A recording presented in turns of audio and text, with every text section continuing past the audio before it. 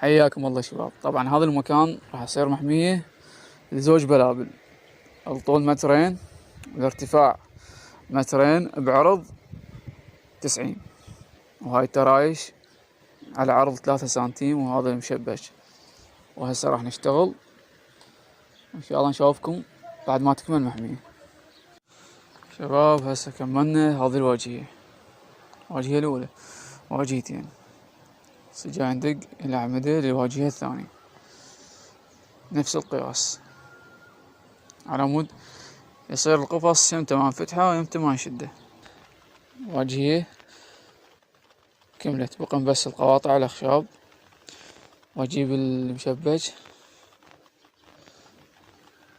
تجهز ان شاء الله. دقيت لها 4 زوايا، شوفوا لعب 3، هاي 1 وهذا 1 وهنا 1، حتى تنام نومة واحدة بعد ما تحوس. راح تجي فوقها السقف بلا يودة، هاي نفس الشي، هذا كان نفس الشي. وهون هذول القواطع الأخشاب نقصت براغي، هسه ما لحق، ان شاء الله باكر واكملها وارفعها.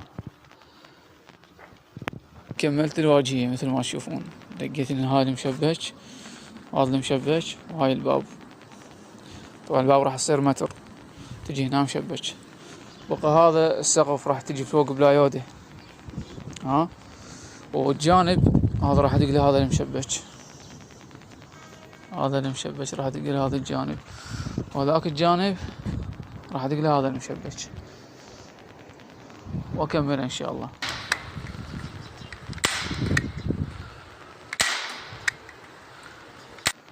هسه عندي الواجهة والجوانب كملن، هاي الجوانب كملن.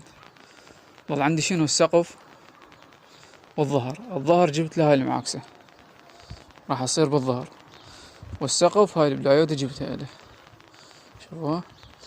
بعدها راح اقعد القفص هنا، هذا المكان ارتب له الكهربائيات واربط الكاميرا واحط بيه زوج البلابل مثل ما تشوفون. هسه كملته، وصلت البرج بمكانه، ودقيت له هاي المعاكسة بالظهر، وهاي البلايودة سقف طلعته منه 10 سنتيم ومن هناك 10 سنتيم. بقى الباب وانصب الإضاءة ان شاء الله والكاميرات، والف القفص بارية قصب على مود تعزل الحرارة شوي. هاي المحمية بعون الله كملت مثل ما تشوفون. هسه هديت بيها النفي، هسه توني هديتها، بعونها مستغربوا.